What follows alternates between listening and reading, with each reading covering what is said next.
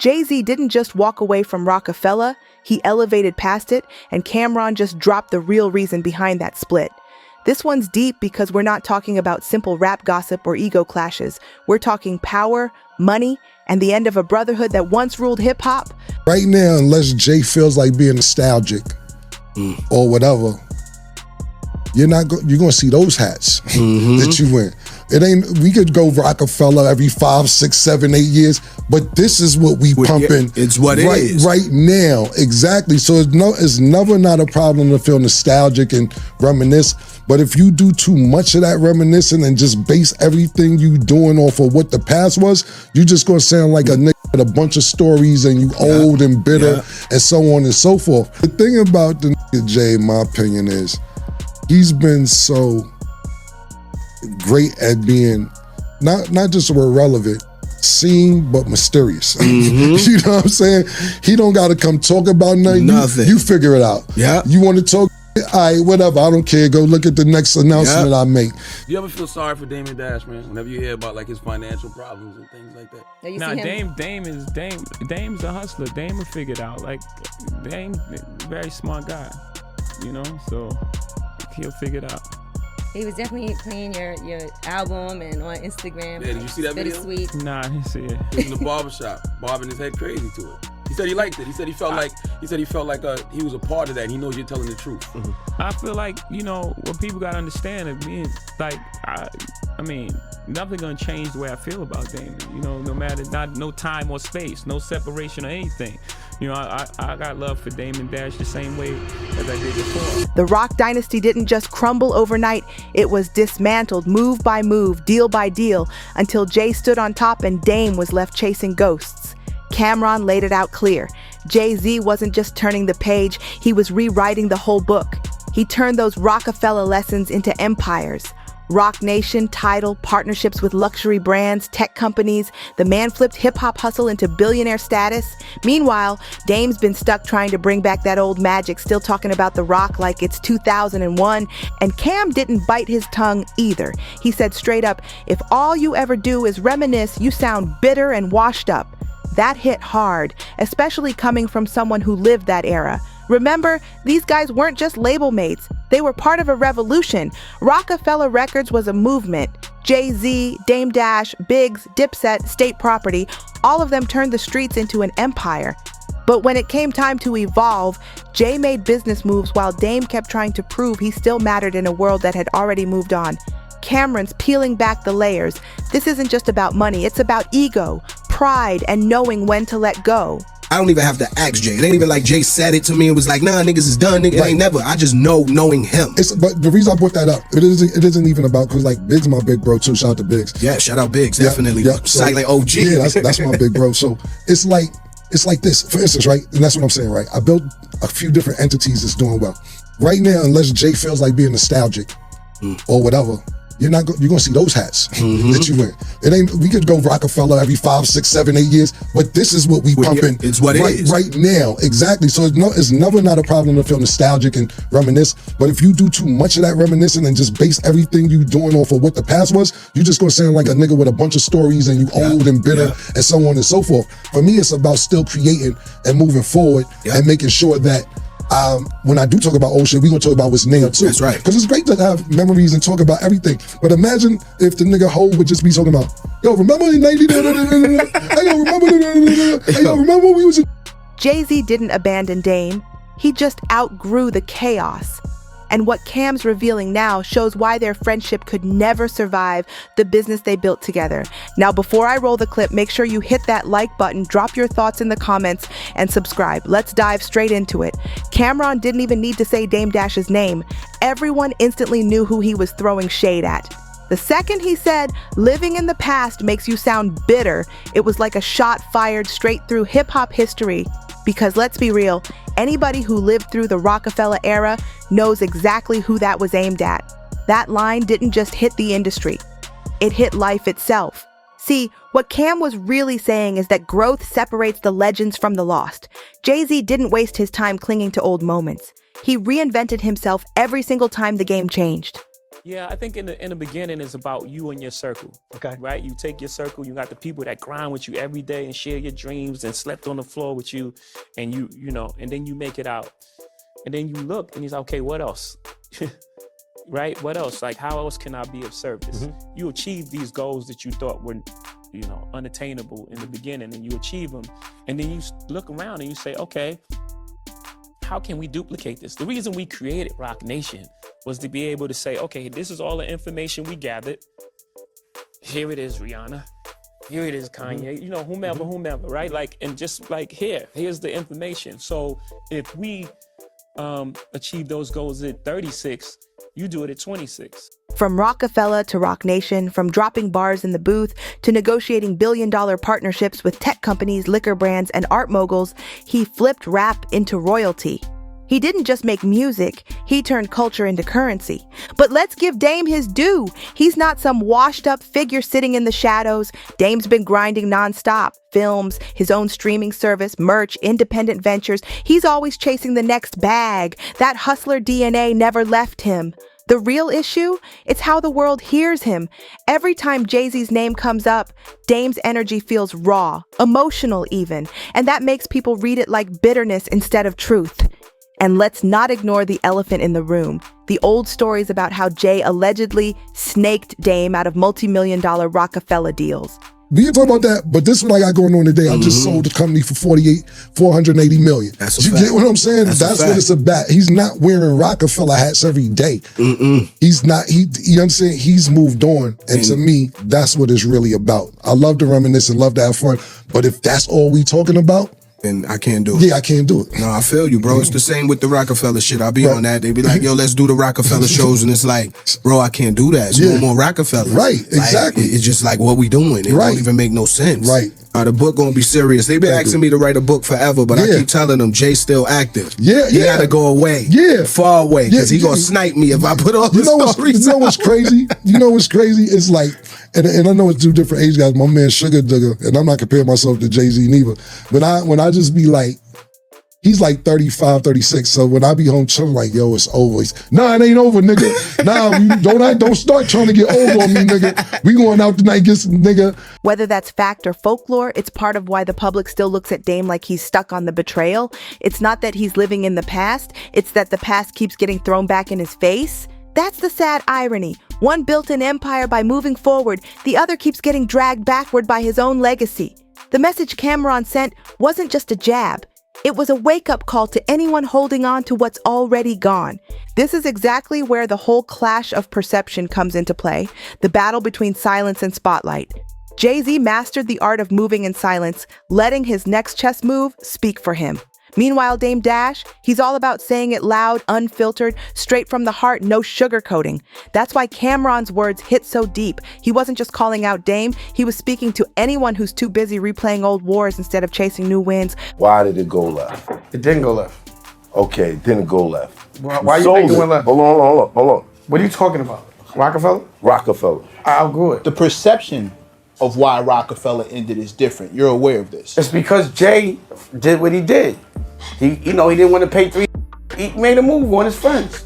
It is what it is, bro. I don't want to talk about that. No. All I'm saying is the perception of why Roc-A-Fella ended is not that Dame Dash wanted to move on and do something different.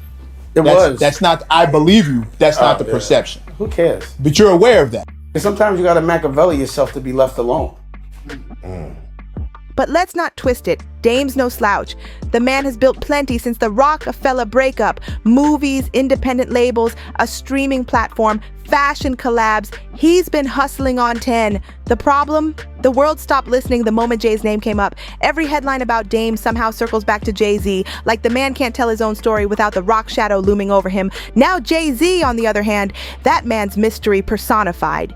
He never claps back, never spills tea, never even hints at the drama. One day you blink and boom. He's dropping another multi-million-dollar move, a business merger, a new art collection, another record-breaking tour.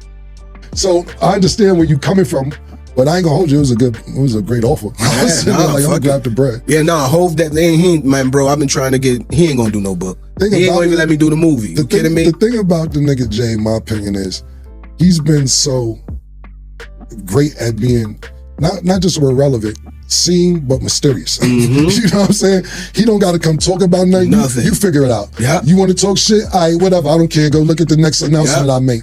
So it's always a mystique and a mysteriousness behind him, but it ain't like you don't see him. No, you know that's a fact. He ain't outspoken like that. Right. Like that's another thing. Like I ain't gonna front Cam. Nigga fuck with you. You be on their ass. Like I just seen you had little drama. This nigga making 100 rap songs about you, man. It's like damn. Yo, bro. Like I swear to God, I don't be wanting no problems with nobody. But what I will say is, just leave me alone. Please, please. Just leave me alone. Word. The homie made a bunch of rap songs. Nigga sent it to me. I'm like, oh man, this is different. Jay doesn't respond to noise. He drowns it out with success. That's why people love to paint this as a story of Jay moved forward, Dame stayed behind. But that's only half the truth. What really happened is Jay-Z chose strategy and silence, while Dame chose emotion and transparency. Two different lanes, both paved with ambition. And honestly, they needed each other once. Without Dame Dash's energy, there might have never been a Roc-A-Fella. Without Jay-Z's vision, there wouldn't be a Roc Nation. They built hip-hop history together. They just evolved in different directions. Jay took his lane straight into billion-dollar boardrooms, while Dame's path led to independent grinds that don't always trend, but still show what real hustle looks like. That's the beauty and tragedy of their stories. Two kings, two crowns, and two very different ways to rule the game. Camron didn't just stir the pot, he exposed the tension that's been simmering in hip-hop for decades. See, Jay-Z and Dame Dash's story isn't just about two business partners who fell out. It's about the battle between control and credit, about who gets remembered as the genius behind the empire. Because when the Roc first blew up, both of them were at the top. Jay was the face, but Dame was the muscle that made things move. He was the one making calls, setting up deals, fighting for artist ownership when the industry wanted to lock people down. But somewhere along the line, that hunger for independence turned into chaos. Dame wanted full control, creative, financial, and even personal, while Jay wanted structure and scalability. Jay saw the bigger picture, the kind that involved longevity and legacy, not just street credibility. And that's when the real split began. When Jay decided to merge with Def Jam, Dame took it as betrayal, like Jay had sold out everything they built from scratch. I seen that. Yeah, it was fun for me. I seen that. Because he still was doing songs, and shout out to, I don't got no problem with that nigga, like we straight too. But the thing about it was like, I made a mistake, so basically, I was talking about the B-list black actors, how it was fucked up for them, and I called him Omar Gooding Jr. and his brothers. He was pissed, his brothers Cuba, and the nigga went on a tangent. I'm like, I apologized on my show. Like, that's how bad it was, Bleak. I was like, yo, my bad, I'm sorry. I didn't mean to do it. Did another song. I went under his comments. I said, bro, I don't want no smoke. Did another song. I'm like, yo, bro, I'm trying to be somebody different, bro. Word up, you know man. The rap shit is crazy, man. And niggas gotta start, like, I feel like we at the age now, we was talking off camera where that rap facade, that shit gotta come. It gotta come on, bro. Bro, when niggas be talking tough and screaming all that, it's two things. I'll be like, you pump faking, and then or if you're not pump faking, I feel sorry for you. Camron, being around that circle, saw it all unfold. The private meetings, the heated arguments, the loyalty lines being redrawn. He said back then, people didn't realize how bad things had gotten until it was too late. Jay-Z was already planning his next empire, while Dame was still trying to prove he could do it without him. And the craziest part, they were both right in their own way. Jay was building wealth that would last generations, and Dame was fighting for independence that most artists still don't have today. It's wild to think about it. Two men chasing greatness, but clashing over what greatness even means. For Jay, it was power moves in boardrooms with billionaires. For Dame, it was staying true to the grind, owning everything and never answering to anyone. That's the real reason their visions couldn't coexist anymore. Cam's take on all this feels like he's not just spilling tea, he's reminding everyone how fragile power can be when pride gets involved, because what started as unity turned into rivalry, and that rivalry turned into legend. What makes this whole story even more wild is how different the aftermath turned out for both of them. When Roc-A-Fella collapsed, the world expected Dame Dash to fade out. But instead, he doubled down on his hustle. He started pushing independent ventures before independent was even cool. Film projects, music platforms, schools for young creators. He was trying to build a new system from scratch. But the issue, his delivery has always been too raw for the mainstream. Dame talks like the boss in the room, and that energy doesn't sit well with the industry folks who like quiet moves and calm handshakes. Meanwhile, Jay-Z mastered the art of corporate chess. He knew how to sit at those elite tables and talk numbers without breaking his cool. He wasn't just a rapper anymore. He became a brand, a symbol of elevation. Every move Jay made after the Roc split was surgical. From Roc Nation to his stake in the Brooklyn Nets, from Duce to Tidal, every step was about turning the culture into capital. That's why people look at him as the blueprint for how to transition from artist to mogul. Like, I know niggas can't be mad. You be like B-list actors, B-list rappers. Bro, I seen the list where they had the 50 worst rappers. And I was on there. I was dying. Like, damn, niggas true me. They put me on the list. That's like, damn. But then I just dropped the project, right? And they dropped the new whack 50 list. So, and I ain't on it. So I said, damn, did I get myself off the list? Off the list, right. Exactly. Camron pointed out something that most fans missed. Jay and Dame didn't just split as business partners, they split as philosophies. Dame represented freedom, ownership, and loud independence. Jay represented power, access, and quiet control. It's like watching two sides of the same coin move in opposite directions. And yet the deeper truth is that both paths came with sacrifice. Dame gained freedom, but he lost the influence that comes with structure. Jay gained power, but he lost the brotherhood that built it all. That's why whenever their names come up together, there's always tension, because neither man truly lost, but neither completely won either.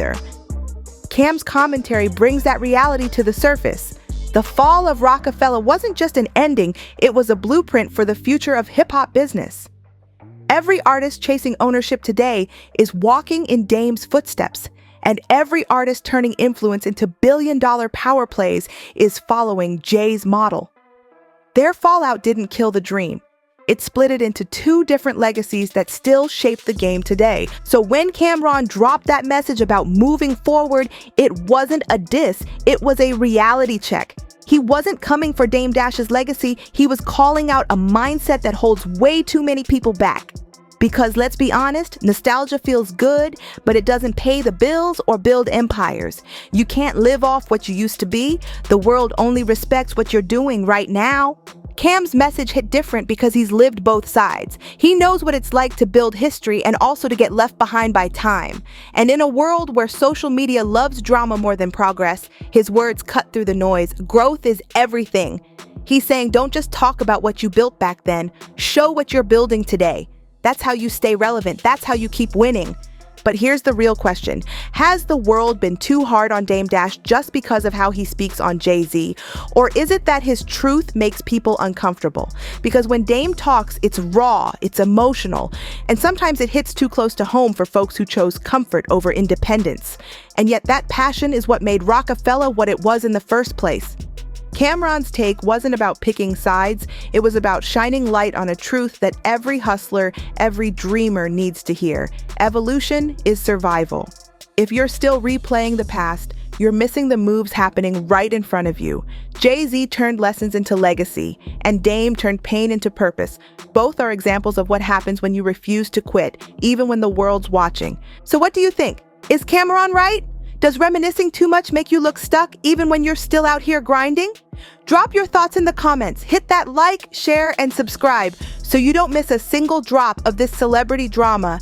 And don't go anywhere. Click the next video that's popping up on your screen for more wild stories and untold truths from the world of hip-hop power plays. See you in the next one.